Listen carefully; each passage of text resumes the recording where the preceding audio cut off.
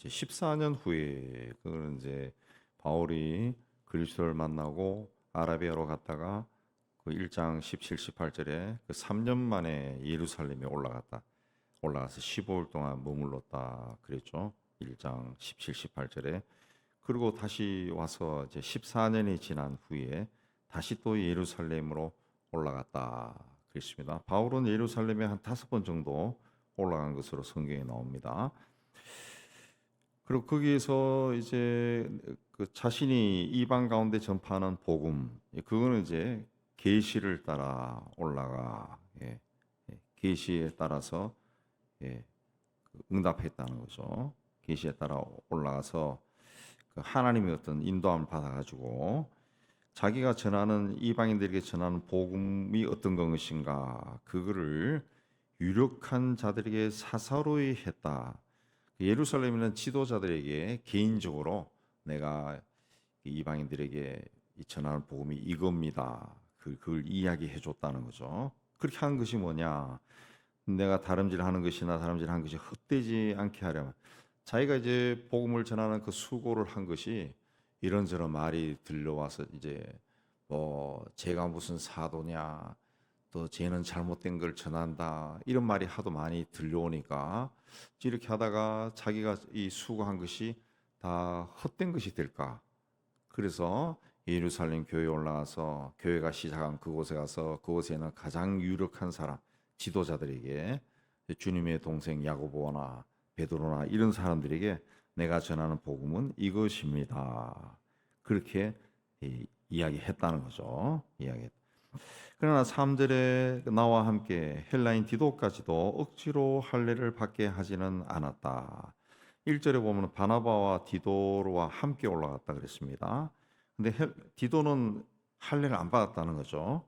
예.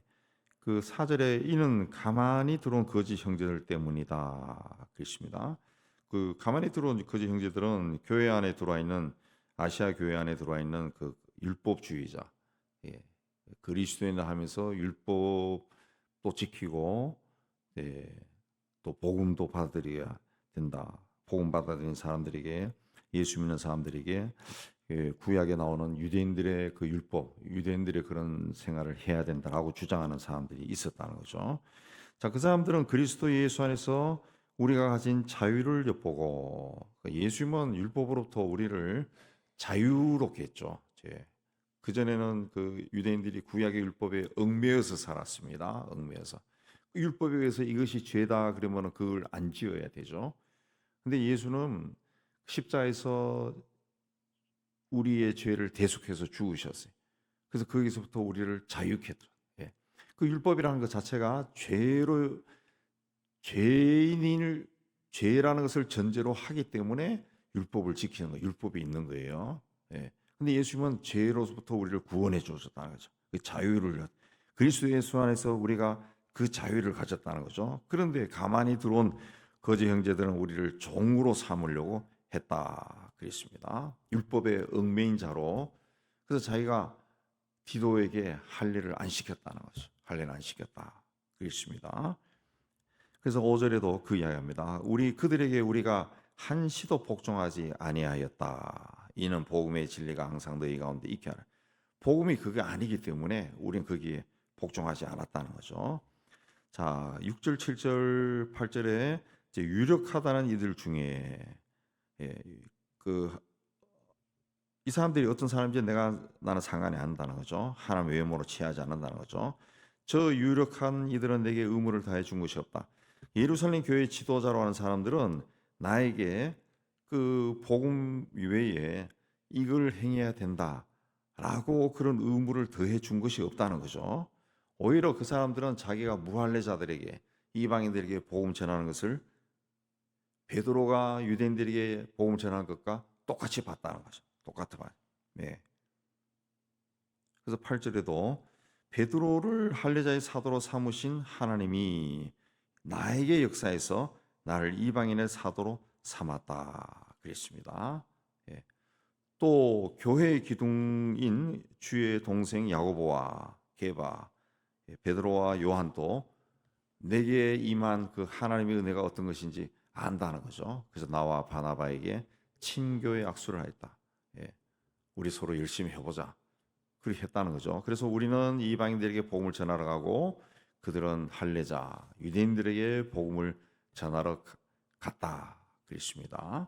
예, 갔다. 다만 그들이 우리에게 가난한 성도들을 잘 돌보시오. 그래서 이거는 내가 이 복음을 깨우친 그때부터 늘 하던 일이었다. 그 이야기입니다. 이제 그 이제 예로 이제 그 11절에 쭉 나옵니다. 하나 예가 나오는데 게바가 안디옥에 있을 때 베드로가 안디옥에 있을 때 책망받을 일이 있어서 게바가 안디옥 왔을 때 그 바울이 그의 대면하여 얼굴을 보고 책망했다라고 합니다. 그게 무슨 책망이냐 하면 게바가 이방인과 함께 먹다가 야고보 그 주의 동생 야고보가 보낸 그 어떤 사람들이 오니까 일어났다는 거지. 예. 할례자들 두려워했다는 시비거리가 될까봐 두려워했다는 거죠. 두려워했다. 예. 베드로에게는 이런 기질이 좀 있습니다. 자기가 좀 불리해지면 살짝 피하는 거. 그래서 예수님이 체포되었을 때 따라갈 만한 용기는 있었는데 네 저 제자지 그러니까 나는 모르오라고 3번이나 부인했잖아요. 베드로에게는 그런 기질이 있어요. 좀 얍삽한 기질. 그 이제 여기서 나타납니다. 이방인들과 함께 막 식사하다가 예루살렘에서 유대인들이 오니까 이게 갑자기 일어나 버렸다는 거죠. 그리고 저쪽에 가서 마치 안 하는 것처럼 행동했다는 거죠. 그래서 그걸 이제 바울이 책망을 했다 그랬습니다. 베드로가 그렇게 하니까 다른 유대인들도 다 그렇게 하더라는 거죠. 예. 심지어 바나바까지도 유혹을 받았다 그랬습니다. 그래서 이 바울이 14절에 나는 그들이 복음의 진리를 따라 바르게 행하지 아니함을 보고 모든 사람 앞에서 게바를 책망했다는 거죠. 어떻게 당신이 유대인으로서 이방인을 따르고 유대인답게 살지 아니하면서 어찌로 이방인을 유대인답게 살게 하려 하느냐 그랬습니다. 예.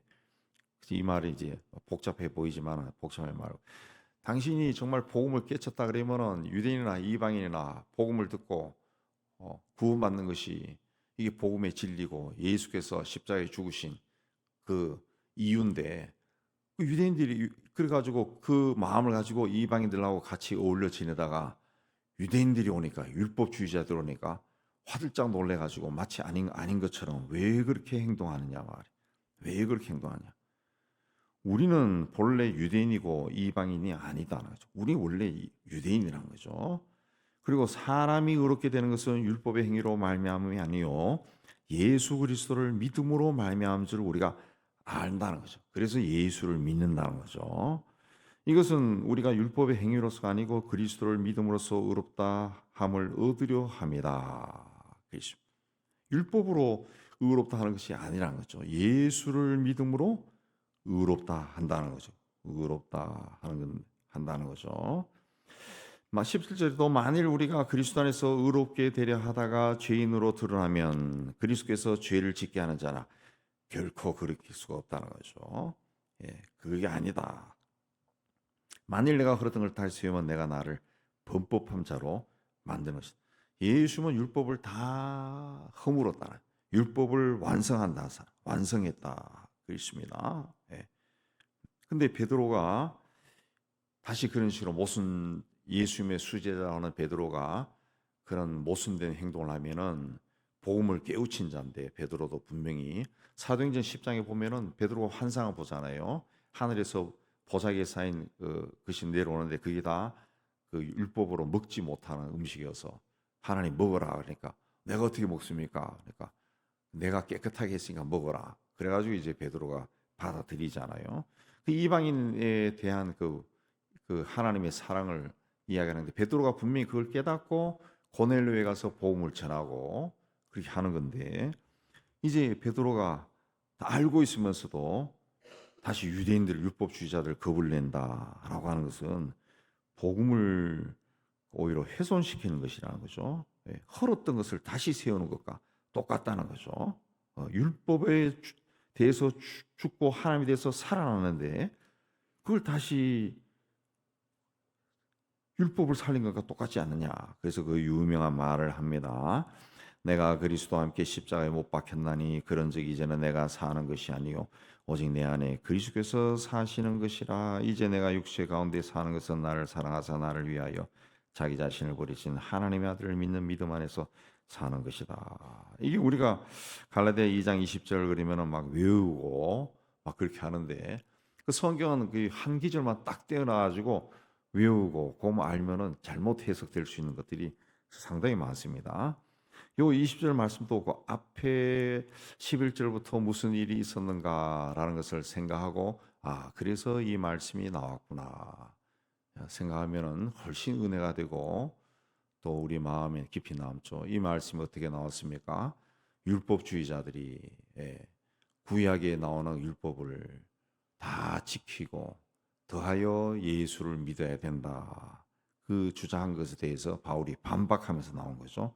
내가 그리스도와 함께 십자가에 못 박혔다는 것이, 이제는 그래서 내가 사는 것이 아니요 주님이 내 안에 사는 것이다. 그래서 주님은 율법을 십자가에서 다 못 박아 없앴다는 거죠. 율법을 완성시킨 분이다. 근데 내가 어떻게 다시 그 이미 주님이 폐기한 율법을 내가 왜 다 살려야 되느냐? 그거 아니라는 거죠. 내 안에는 주님만 살아있다는 거죠. 부활하신 그리스도가 내 안에 살아있다는 거죠. 그래서 그분이 나를 살렸는데 이제 내가 육체 가운데 사는 것은, 내가 예수 믿고 나서 내가 살아가는 것은 하나님의 아들을 믿는 믿음 안에서 사는 것이다. 믿음으로 사는 것이다. 그렇게 고백했습니다. 이 하나님이 나에게 준 은혜를 내가 패하지 아니할 것이다. 아니할 것이다. 죄로 오염된 인간이 율법에서 요구하는 것을 다 채우는 삶을 사는 것은 불가능합니다. 불가능. 그래서 구약에 나오는 이스라엘 백성들이 망한 이유가 뭡니까? 율법을 지키지 못했어요. 또 그 사람들이 왜 하나님이 저주하는 그 길로 갈 수밖에 없었습니까? 지키려고 애를 써도 안 되는 거예요. 안 되는 거예요. 율법에 얼마나 죄가, 그 속죄법이 많고 제사가 많습니까? 그걸 하다가 인간이기 때문에 지쳐버린 거죠. 지쳐버리니까 막 자유하고 싶은 거예요. 그러니까 막 우상을 섬기고, 그 우상을 섬기는 축제 막 신나게 놀고 막 술 퍼마시고 막 너무 좋으니까 이게 우리 신이다 그렇게 막 외치는 거예요. 예. 하나님이 정한 대로 하니까 너무 힘든 거예요. 너무 힘든 거예요. 인간의 본성에는 그 통제에서 벗어나고자 하는 욕심이 있잖아요. 욕심. 예. 그 하나님은 그 욕심을 좋은 뜻에서 주신 거예요. 하나님이 지은 세상을 아름답게 세우라고. 근데 사탄이 그 욕심을 건드려 가지고 다른 쪽으로도 눈을 뜨게 만들자. 눈을 뜨게 만들. 그래서 인간이 자기를 즐겁게 하는 그 욕심을 가지게 된 거예요. 인간이. 근데 하나님이 준 그 율법은 그대로 지키려 하니까 너무 힘들어요. 너무 힘들어. 그러니까 거기서 벗어나니까 너무 재미있어. 예. 그러니까 이제 우상을 섬기기 시작하는 거죠. 우상을 섬기고 막 인간의 몸을 즐겁게 하고 마음을 즐겁게 하고 즐겁고 유쾌한 생활을 막 하게 되는 거죠. 그러니까 이제 하나님의 또 심판을 받을 수밖에 없어요. 그 구약에 나오는 게 그거예요. 인간이 하나님의 통제에서 벗어나서 자유를 누리다가 하나님으로부터 벌받고 다시 돌아오고 다시, 그 보면 그래서 이 유대 왕들이 하는 보면은 율법책을 발견하고 요시아가 율법책을 발견하고 거기서 뭐 하나님께 전심으로 헌신하고 항상 그렇게 나와요. 그러니까 율법에 벗어나 신나게 살다가 다시 율법으로 책을 발견하고 또 누가 나와서 말씀대로 살자 그렇게 하면 또 우리가 회개하나이다 하고 돌아와서 막 하다가 또 몇십 년 지나면 너무 힘드니까 또 이쪽으로 빠져. 율법 빠져. 그럼 또 하나님이 또 때려. 그럼 다시 돌아와. 하나님 용서해 주세요. 그렇게 하고 또 살다가 너무 힘들면 또 이쪽에 와서 띵가띵가 살아요. 그럼 또 두들겨 맞아. 이게 계속 구약에서 반복되다가 나중에 하나님이 이놈들은 내가 못 믿겠다 해서 완전히 멸망시켜버리죠. 멸망시켜버려요. 예. 그리고 하나님이 봤을 때 인간의 힘으로는 이게 불가능하구나 해서 당신이 직접 독생자로 세상에 오셔서 인간을 죄로부터 구원하는 거죠. 이게 하나님의 은혜라는 거죠. 근데 만일 의롭게 되는 것이 율법으로 말미암았으면은 그리스도께서 세상에 오시고 십자가에 죽은 것이 이 헛된 것이다. 헛된 것이다. 헛된 것이다. 네. 하나님이 우리에게 은혜를 주셨습니다. 그래서 내가 헐었던 것을 다시 세우면은 내가 나를 범법한 자로 만드는 것. 예, 하나님이 주신 은혜는 그리스도 안에서 자유입니다. 그래서 바울은 그리스도 안에서라고 하는 말을 엥 크리스도 그 말을 굉장히 많이 씁니다. 그리스도 안에 있다. 내가 그리스도 안에 있다. 우리는 그리스도 안에 있는 자입니다. 그리스도 안에 있는 자유는 나를 내 몸과 마음을 즐겁게 하기 위해서 하나님의 통제를 벗어나서 띵까띵까 하는 삶이 아니라 그리스도 안에서 자유롭게 사는 예. 하나님이 주신 그 자유가 무엇인지 우리가 깊이 묵상하고 예. 이 자유가 뭐예요? 나를 위해 자기 자신을 버리신 하나님의 아들을 믿는 믿음 안에서 사는 것이다. 이 믿음으로 이 믿음으로 율법을 지키며 사는 것이 아니라 우리는 예수를 믿는 믿음으로 사는 겁니다. 이 믿음으로 사는 것이 어떤 것인가? 우리가 성경을 많이 읽고 묵상하고 그렇게 해야 됩니다. 성경을 읽어야죠. 성경을 읽어야 이 믿음으로 사는 것이 어떤 것인가 깨닫게 됩니다. 깨닫게 됩니다. 예. 그래서 하나님의 은혜 가운데 사는 여러분들이 다 되시기를 주의 이름으로 축복합니다.